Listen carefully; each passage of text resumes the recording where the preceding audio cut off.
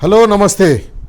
రాష్ట్రంలో కాంగ్రెస్ పార్టీ చేస్తున్న దోపిడీని, కాంగ్రెస్ పార్టీ చేస్తున్న ప్రజా కంటక పాలనని, కాంగ్రెస్ పార్టీ నడిపిస్తున్న కుటుంబ పాలనని, కాంగ్రెస్ పార్టీ ప్రజలకు చేస్తున్న ద్రోహాన్ని, ప్రజాపాలన పేరుతోటి ప్రజల దగ్గరికి పోయి ఓట్లు వేయించుకొని గెలిచిన కాంగ్రెస్ పార్టీ ఈరోజు ప్రజలను మోసం చేస్తుందని ఇన్ని రోజులు ప్రతిపక్ష పార్టీలు మాత్రమే విమర్శించాయి. ప్రతిపక్ష పార్టీలు అంటే దాంట్లో మీరు పొరపాటున బీజేపీ కూడా ఉందనుకున్నారు. బీజేపీ ప్రతిపక్ష పార్టీ ఏమాత్రం కాదు. బీజేపీ ఆ కాంగ్రెస్ పార్టీకి బీ టీమ్గా తయారైంది. ప్రతిపక్ష పార్టీ అంటే భారత రాష్ట్ర సమితి చేస్తున్న ఆరోపణలన్నీ ఈరోజు కాంగ్రెస్ పార్టీ ఎమ్మెల్యేలు చేస్తున్నారు. కొందరు బహిరంగంగా చేస్తుంటే కొందరు లోపల చేస్తున్నారు. కాంగ్రెస్ పార్టీ ముఖ్యమంత్రిగా ఉన్న రేవంత్ రెడ్డి కుటుంబ పాలనను, కుటుంబ దోపిడీని కాంగ్రెస్ పార్టీ ఎమ్మెల్యేలు ఒకరొకరుగా ప్రశ్నిస్తున్నారు.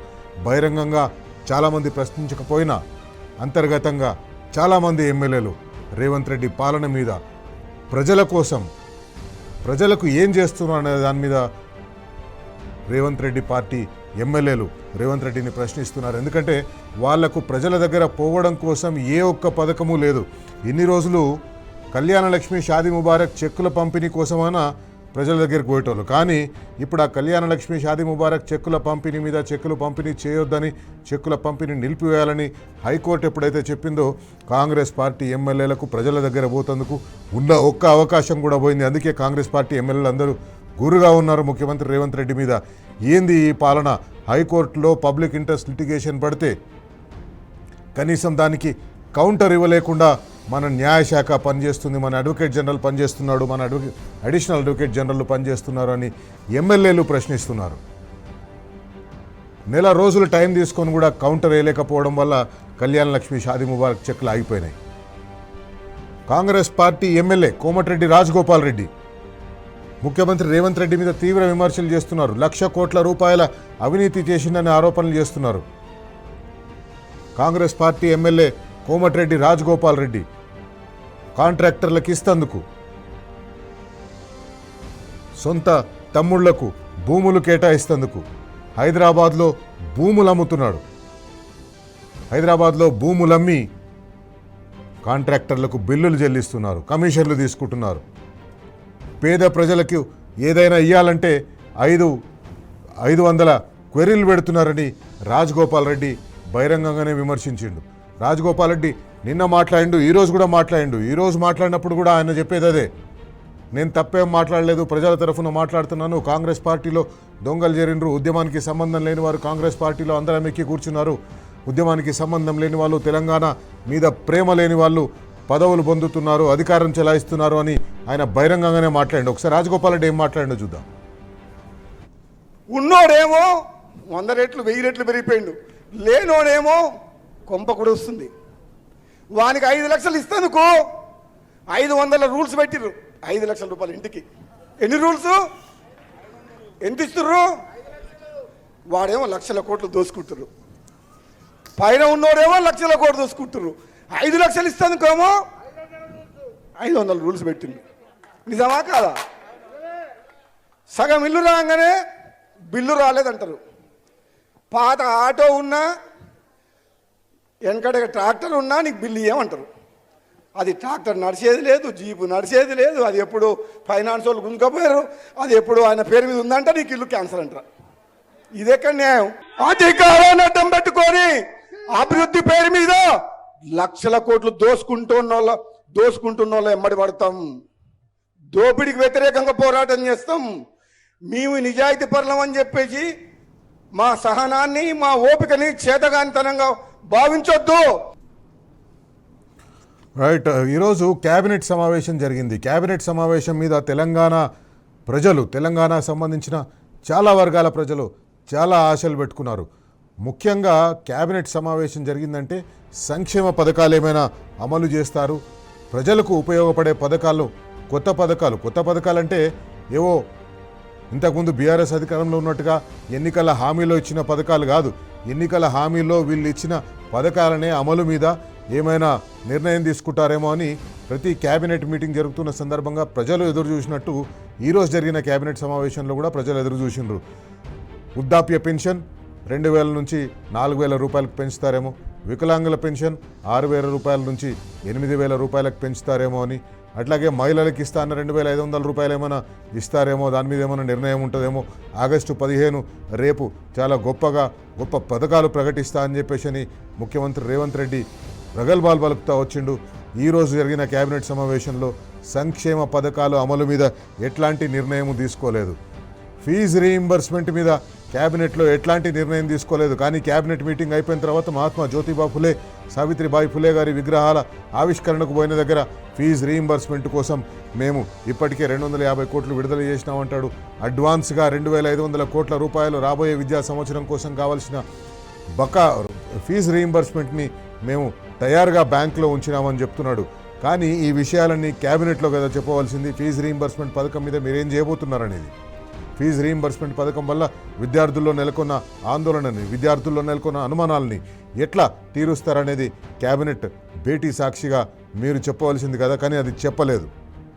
క్యాబినెట్లో ఏం నిర్ణయాలు తీసుకున్నారు? రేషన్ కార్డుల పంపిణీకి నిర్ణయాలు తీసుకున్నాడు. ఆగస్టు 15 నుంచి రాష్ట్ర వ్యాప్తంగా కొత్త స్మార్ట్ రేషన్ కార్డుల పంపిణీకి ఒక నిర్ణయం తీసుకున్నారు.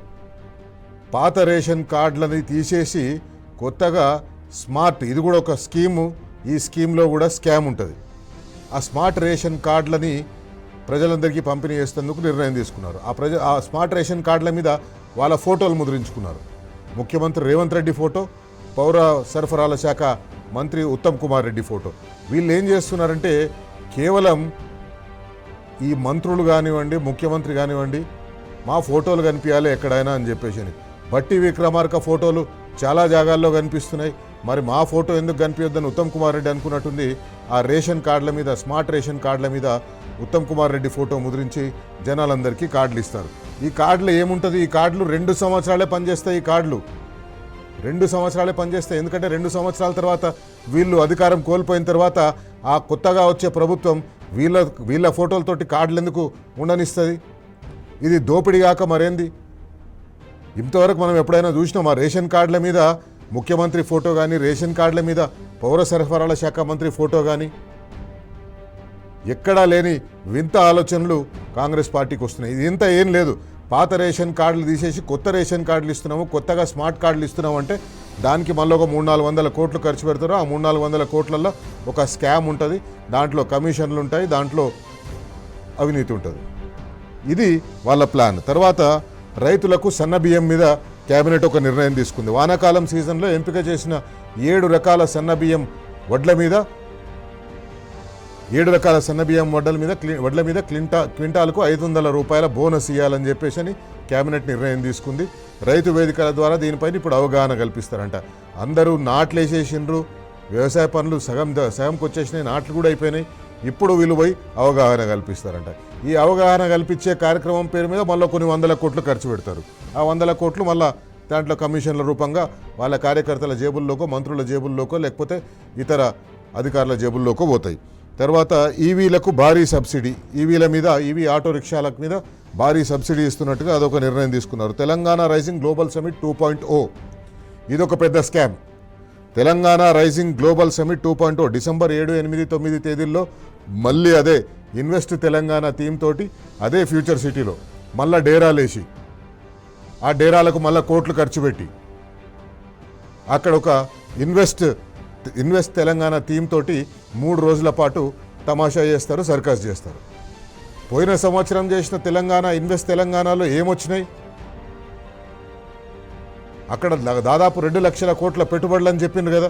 ఆ 2 లక్షల కోట్ల పెట్టుబడుల ఒక్క రూపాయన్నా అక్కడ పెట్టుబడి వచ్చిందా ఫ్యూచర్ సిటీలో? ఆ 2 లక్షల కోట్ల పెట్టుబడులకు ఎంఓయూలు చేసుకున్న వాళ్ళు, లేకపోతే అంగీకరించిన వాళ్ళు ఒక్కరన్నా అక్కడ వచ్చేసి ఇంచు పనైనా చేసిండ్రా, తట్టెడు మట్టైనా తీసిండ్రా? లేదు. ట్రంప్ టవర్స్ మీకు గుర్తుంటుంది. లాస్ట్ టైం ఇన్వెస్ట్ తెలంగాణ ఇదే ఫ్యూచర్ సిటీలో జరిగిన తెలంగాణ రైజింగ్ సమిట్లో 1,00,000 కోట్ల రూపాయల పెట్టుబడితోటి డొనాల్డ్ ట్రంప్, అమెరికా రాష్ట్రపతి డొనాల్డ్ ట్రంప్ ఇక్కడ పెట్టుబడులు పెడతారు ఆయన కంపెనీ అని చెప్పేసి అన్నది. ఇంతవరకు ఆ కంపెనీ అడ్రస్ లేదు. ఆ కంపెనీ సంవత్సరం అవుతున్నా కూడా ఏం చేస్తుందో తెలియదు, ఏం చేసిందో తెలియదు. మనకే కాదు, ముఖ్యమంత్రి గారికి కూడా తెలిసి ఉండదు ఏం చేసిందో అనేది. తర్వాత విద్యారంగంలో మార్పులు. ఆ పాలిటెక్నిక్లు, ఐటీఐలు, ఏటీసీలు, ఐటీఐలు అంటే ఇప్పుడు ఏటీసీలు అంటారు. ఏటీసీలు విద్యాశాఖ లేదా టెక్నికల్ ఎడ్యుకేషన్ నుంచి తీసేసి దాన్ని స్కిల్స్ యూనివర్సిటీలోకి తీస్తారు. స్కిల్స్ యూనివర్సిటీలోకి తీసుకొని వచ్చేసి అక్కడ పెడతారన్నారు. గద్వాల, నిర్మల్, గజ్వెల్, దుబ్బాక లాంటి 7 నియోజకవర్గాల్లో కొత్తగా యంగ్ ఇండియా ఇంటిగ్రేటెడ్ స్కూల్స్. వీళ్ళు 2 సంవత్సరాల క్రితం పునాదులేసిన యంగ్ ఇండియా ఇంటర్నేషనల్ స్కూల్స్కి ఇప్పటికీ అతిగతి లేదు. అవి ఎప్పుడు పూర్తి అవుతాయో తెలియదు, ఎప్పుడు ఆ స్కూళ్ళలో పిల్లల్ని చేర్చుకుంటారో తెలియదు. కానీ మళ్ళీ కొత్తగా స్కూల్స్. నిరుపేదల ఇండ్ల నిర్మాణం కోసం ఇందిరమ్మ ఇండ్ల పథకం కింద గ్రామీణ ప్రాంతాల్లో భూములు కేటాయిస్తారంట. ఇక్కడ ఏమవుతుందంటే ప్రభుత్వ భూముల్ని పేదలకు కేటాయిస్తామంటుంది. ఆ పేదలకు కేటాయించిన ఇళ్లల్లో భూముల్లో ఇండ్లు కట్టుకుంటేందుకు పేదలు ఉల్టా పైసలు ఖర్చు పెట్టుకోవాలి. హైదరాబాద్లో మనం చూస్తున్నాం, ఇందిరమ్మ ఇండ్లు నిర్మిస్తున్నారు. ఏం చేస్తున్నారు ఇందిరమ్మ ఇండ్లలో? ఆ ఇందిరమ్మ ఇండ్లు నిర్మించినప్పుడు ప్రభుత్వ స్థలాల్లో నిర్మిస్తున్నారు. ఆ ప్రభుత్వ స్థలాల్లో నిర్మిస్తున్న ఇందిరమ్మ ఇండ్ల కోసం పేదల దగ్గర నుంచి 6 లక్షల రూపాయలు తీసుకుంటున్నారు. ప్రభుత్వం 5 లక్షల రూపాయల సబ్సిడీ ఇస్తుందని చెప్తున్నారు. 7 కిలో సబ్సిడీ ఇస్తున్నారు మీరు. అట్లానే హైదరాబాద్లో ఉన్న భూములన్నింటినీ విచ్చలవిడిగా అమ్ముకునే ప్రయత్నం చేస్తున్నారు. కేబినెట్ ఇంకొక కీలక నిర్ణయం తీసుకుంది. Makthal, Narayanpet, Kodangal lift irrigation phase 2 project కోసం 2100 కోట్ల రూపాయల నిధులు. 2100 కోట్ల రూపాయల నిధులు అంటే 1500 కోట్ల రూపాయలు రాఘవ కన్స్ట్రక్షన్స్కు, పొంగులేటి శ్రీనివాసరెడ్డికి, 500 కోట్ల రూపాయలు ఆయన బావమరిది సుజన్ రెడ్డికి. ఈ 2 కంపెనీలే అక్కడ పనులు చేస్తున్నాయి.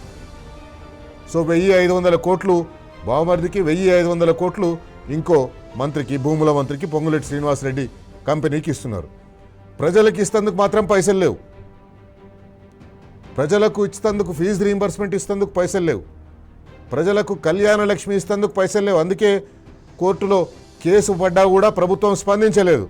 ఎందుకు ప్రభుత్వం స్పందించకపోతే ఈ పథకానికి కోర్టు ఆపేస్తుంది, అప్పుడు కోర్టు మీద వేసేయచ్చు అనే ఒక విచిత్ర ధోరణితోటి ముఖ్యమంత్రి రేవంత్ రెడ్డి ప్రవర్తిస్తున్నారు. అట్లాగే వివాదాస్పదంగా ఉన్న సెక్షన్ 22A నిషేధిత భూముల సమస్యను 40 రోజుల్లోగా పరిష్కరించాలని రెవెన్యూ శాఖ అధికారులకు సీఎం ఆదేశం. సీఎం ఎంత డ్రామా చేస్తున్నాడు ఇక్కడంటే, సమస్య సృష్టించిందే వాళ్ళు, సమస్య సృష్టించిందే ప్రభుత్వం, మళ్ళా 40 రోజుల్లోగా దాన్ని పరిష్కరించాలని ఏదో గొప్పగా ఆదేశాలు ఇచ్చినట్టుగా చెప్పుకుంటున్నారు.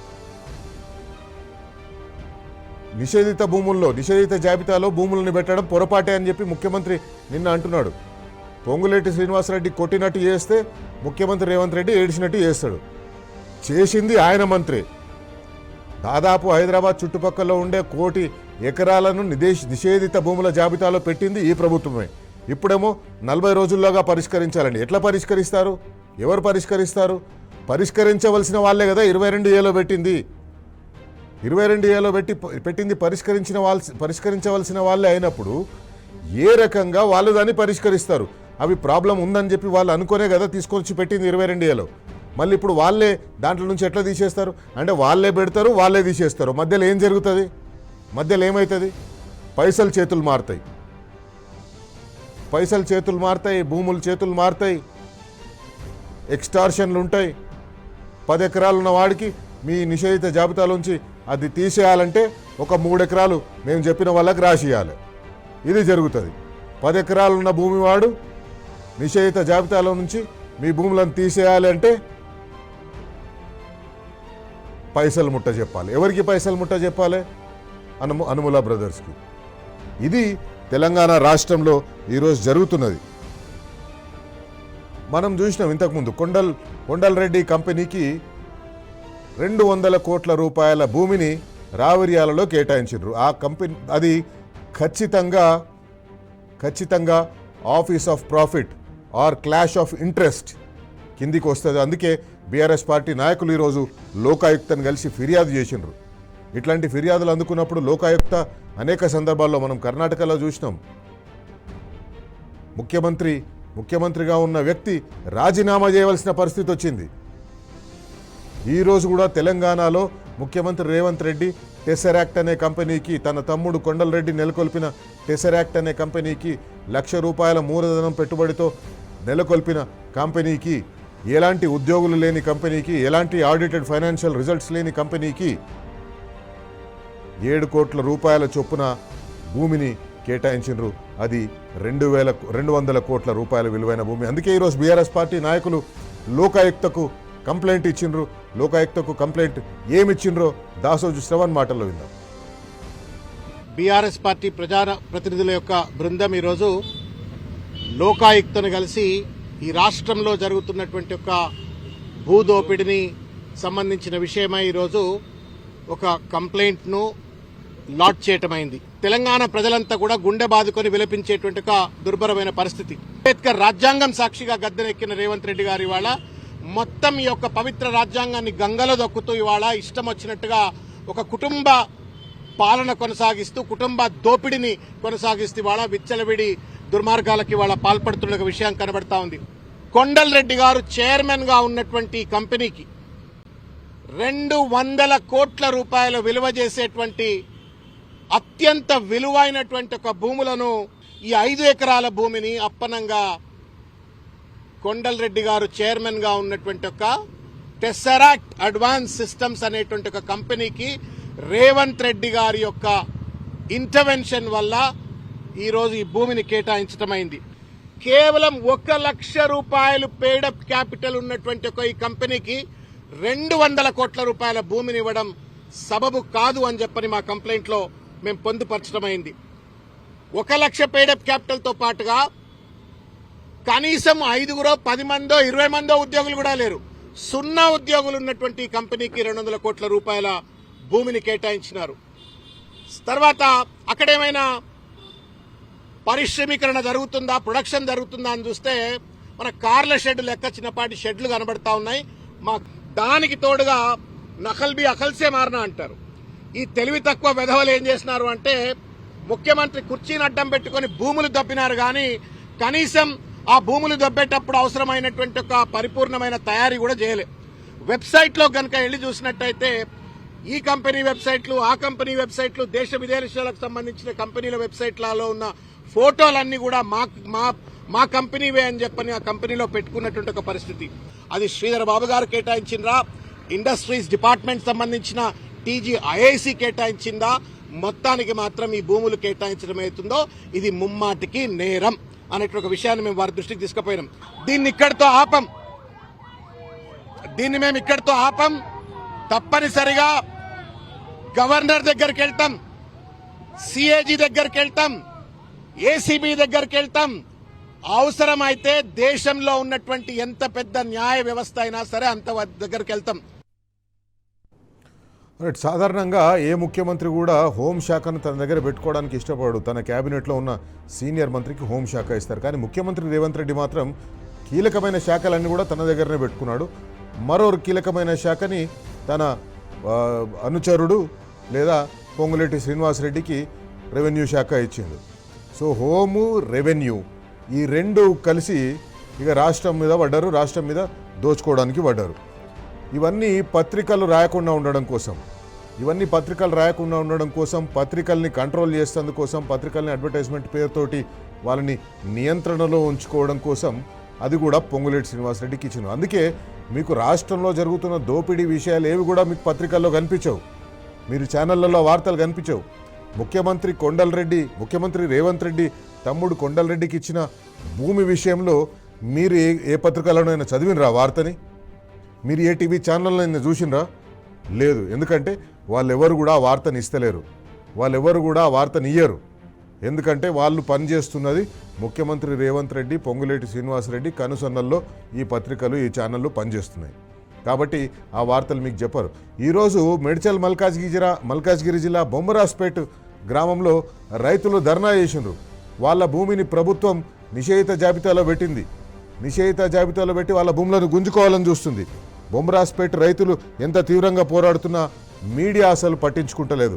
వాళ్ళే పాపం రైతులందరూ పైసలు వేసుకొని, మేము చెప్పింది ఎట్లా మీడియా వస్తలేదు కదా అని వాళ్ళందరూ పైసలు వేసుకొని ఆ మధ్య ముఖ్యమంత్రి రేవంత్ రెడ్డి ఎట్లన్నా ఆంధ్రజ్యోతి పత్రిక చదువుతాడు కదా అని చెప్పేసి ఆంధ్రజ్యోతి పత్రికలో మొదటి పేజీలో వాళ్ళ బాధలు చెప్పుకున్నారు. అడ్వర్టైజ్మెంట్ చేసి పైసలు ఇచ్చి బాధలు చెప్పుకున్నారు.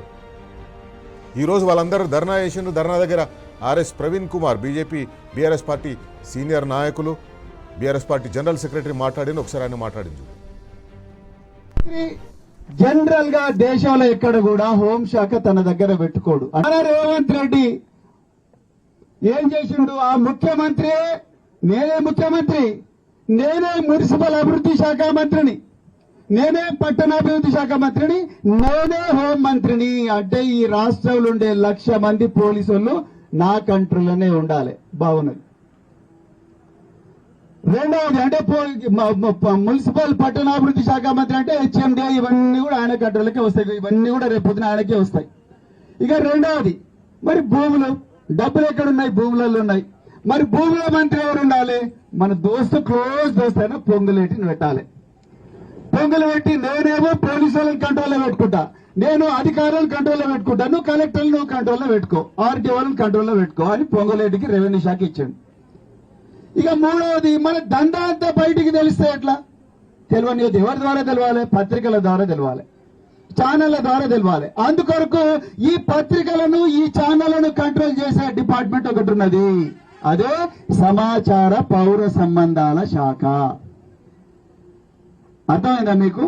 ఆ సమాచార పౌర సంబంధాల శాఖను మళ్ళా పొంగిలేటి చేతుల్లో పెట్టిండు. ఇప్పుడు నేను ఇంత ఒర్లుతున్నా, మళ్ళా ఎంతసేపు ఒర్లిండు, అదేవిధంగా లచ్చన్ ఎంతసేపు ఒర్లిండు. ఇవన్నీ పత్రికలు రావు. ఓపెన్ చెప్తున్నా, ఒక నమస్తే తెలంగాణలో వస్తాయి, తెలంగాణ టుడేలో వస్తాయి, తెలంగాణ న్యూస్లో వస్తాయి, టీ న్యూస్లో వస్తాయి. వేరే దాంట్లో రానియరు. ఇక ఎందుకు రానియరు? బిడ్డ నువ్వు ఇది రాస్తే నీ లైసెన్స్ రద్దు, బిడ్డ నువ్వు ఇది రాస్తే నీకు అడ్వర్టైజ్మెంట్ ఇయ్యా, ఎవరైతే మాకు ఫేవరబుల్ గా రాస్తారో వాళ్ళకే ఇస్తా అని చెప్పి ఇన్ఫర్మేషన్ మొత్తం కూడా కంట్రోల్ చేస్తా ఉన్నారు. అసలు రాష్ట్రాల ప్రభుత్వం ఉన్నదా?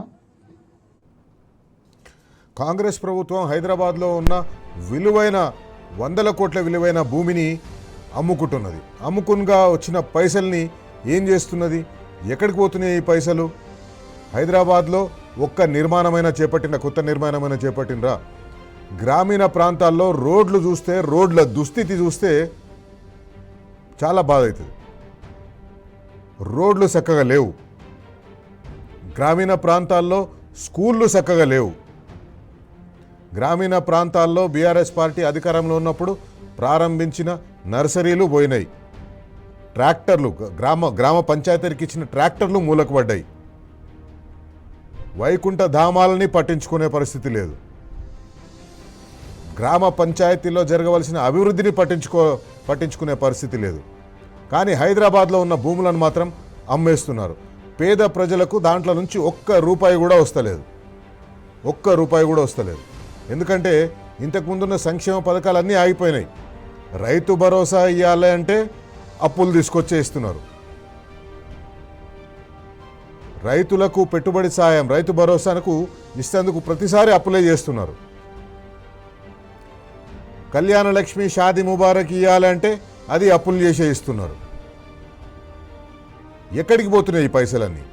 తాజాగా దుర్గం చెరువు హెరిటేజ్ భూములు కూడా అమ్మాలని రేవంత్ రెడ్డి ప్రభుత్వం నిర్ణయించింది, నోటిఫికేషన్ కూడా ఇచ్చింది. దాదాపు ఒక 11.5 ఎకరాల భూమిని అక్కడ అమ్మ చూపే ప్రయత్నం చేస్తుంది. దీని విచిత్రం ఏంటంటే కాంగ్రెస్ పార్టీ 2013లో అధికారంలో ఉన్నప్పుడు ఇది ఎలాంటి అభివృద్ధికి ఈ భూమిని వాడొద్దు అని చెప్పేసి ఒక టెక్నికల్ కమిటీ రిపోర్ట్ ఇస్తే ఆ భూమిని వాడలేదు. ఎందుకంటే అక్కడ మంచి గుట్టలు ఉన్నాయి, అందంగా కనిపించే ప్రదేశం అది. ఆ గుట్టలు పక్కనే దుర్గం చెరువు ఉంటుంది, చాలా అందంగా ప్రదేశం కనిపిస్తుంది. కాబట్టి అదొక హెరిటేజ్ సైట్ లాగా దాన్ని మనం కాపాడాలని నిర్ణయం తీసుకుంటే ఇప్పుడు వచ్చిన రేవంత్ రెడ్డి ప్రభుత్వం మళ్ళీ ఇంకొక రిపోర్ట్ తెప్పించుకున్నది. ఇక గవర్నమెంట్ తలుచుకుంటే ఎట్లాంటి రిపోర్ట్ అయినా వస్తుంది అన్నట్టుగా ముఖ్యమంత్రి రేవంత్ రెడ్డి ఒక రిపోర్ట్ తెప్పించుకున్నాడు. ఆ రిపోర్టు ప్రకారం దాన్ని వేలానికి పోతున్నాడు. ఇది ఈరోజు రాష్ట్రంలో జరుగుతున్న పరిస్థితి. అందుకే మనం ఈరోజు బరాబర్ అడగాలని నిర్ణయించుకున్నాం. ముఖ్యమంత్రి రేవంత్ రెడ్డి గారిని ఇన్ని పైసలు అప్పులు తీసుకొస్తున్నారు, మరి ఇన్ని పైసలు ఎక్కడికి పోతున్నాయి? మీ మంత్రులే, మీ ఎమ్మెల్యేలు, మీ పార్టీ ఎమ్మెల్యేలు వాళ్ళే చెప్తున్నారు ఒక్క పైసా పేద ప్రజలకు వస్తలేదు, రాష్ట్రం అప్పులు తీసుకొస్తుంది, భూములు అమ్ముతుంది, కానీ ప్రజలకిచ్చే పథకాలకు మాత్రం మంగళం పాడుతున్నారు. ఒక్కొక్క పథకాన్ని చంపేసుకుంటూ పోతున్నారు. బస్తీ దవాఖానాల్లో మందులు ఉండవు, స్కూళ్ళల్లో మౌలిక వసతులు కల్పించారు, కేసీఆర్ కిట్లు ఉండవు, కంటి వెలుగు లాంటి కార్యక్రమం ఏది ఉండదు. కంటి వెలుగు కార్యక్రమం పెట్టి 5 సంవత్సరాలు అవుతుంది. కనీసం ఇప్పటికైనా మళ్ళొక పెడితే కంటి వెలుగు లాంటి కార్యక్రమం పెట్టాలి కదా. చాలామంది పేదలు కంటి దవాఖానాలకు పోలేక మస్కగా అనిపిస్తున్న కళ్ళతోటి అట్లే జీవనం సాగిస్తుంటారు. పెట్టొచ్చు కదా కంటి వెలుగు లాంటి కార్యక్రమం ఒకటి, అది పెట్టరు. కళ్యాణ్ లక్ష్మి షాదీ ముబారక్ మంగళం పాడుతందుకు అంతా సిద్ధమైపోయింది. అందుకే బరాబర్ అడుగుదాం ఈరోజు మన వేదికగా, టీ న్యూస్ వేదికగా కాంగ్రెస్ పార్టీ ప్రభుత్వాన్ని, కాంగ్రెస్ పార్టీ ఎమ్మెల్యేలే అడుగుతున్నారు, మనం కూడా అడుగుదాం, బరాబర్ అడుగుదాం. అధికారం అడ్డం పెట్టుకుని లక్షల కోట్లు దోచుకుంటున్నారని మీ సొంత పార్టీ ఎమ్మెల్యేలు అంటున్నారు. ముఖ్యమంత్రి రేవంత్ రెడ్డి గారు, వినిపిస్తుందా మీకు? మీ సొంత పార్టీ మాట్లాడిన మాటలు మీ చెవిలో పడుతున్నాయా లేదా? ఏం సమాధానం చెప్తారు? బరాబర్ అడుగుదాం.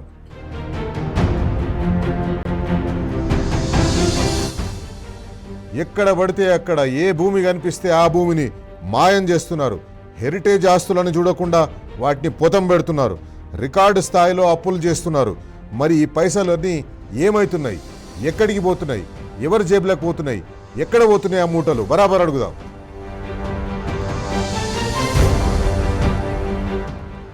మీ కుటుంబ సభ్యులు 100 కోట్ల రూపాయల విలువ చేసే 100 ఎకరాల భూములని వాళ్ళు ఏదో ఒక రకంగా చెరబట్టే ప్రయత్నం చేస్తూనే ఉన్నారు. మీ తమ్ముళ్ళ కంపెనీకి, మీ తమ్ముడి కంపెనీకి 100 కోట్ల రూపాయల విలువ చేసే భూమిని అప్పనంగా ఎట్లా రాసిస్తారు? ప్రజలు మీకేం అధికారం ఇచ్చిండ్రు అది రాసిస్తేందుకు? మీరు ముఖ్యమంత్రి అయినంత మాత్రాన రాష్ట్ర ప్రజల ఆస్తులని మీరు ఇష్టం వచ్చినట్టు మీ తమ్ముళ్లకు ఇచ్చుకోవచ్చా? బరాబర్ అడుగుదాం. టెసరాక్ట్ ఇష్యూ మీద తేలుకుట్టిన దొంగల్లాగా ఎందుకు మారిపోయినారు మీ కాంగ్రెస్ పార్టీ నాయకులు? మీరు బరాబర్ అడుగుదాం.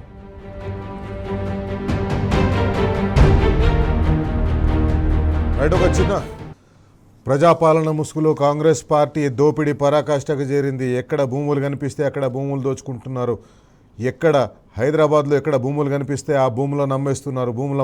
భూములను వాళ్ళ సొంత రియల్ ఎస్టేట్ కంపెనీలకు, లేకపోతే వాళ్ళ బెనామీ రియల్ ఎస్టేట్ కంపెనీలకు, లేకపోతే వాళ్ళతో చెట్టపట్టాలు వేసుకుని తిరుగుతున్న రియల్ ఎస్టేట్ కంపెనీలకు కట్టబెడుతున్నారు. పిఎం ఏక్తా మాల్ విషయంలో మనం చూసినాం. దాదాపు 7 ఎకరాల భూమిని, ప్రభుత్వ నిధులతో నిర్మించే మాల్ని రియల్ ఎస్టేట్ కంపెనీలకు వాటా ఇచ్చి ఆ వాటాను వాళ్ళు అమ్ముకునేటట్టుగా ఒక ఒప్పందం చేసుకున్నారు. తాజాగా దుర్గం చెరువు దగ్గర ఉన్న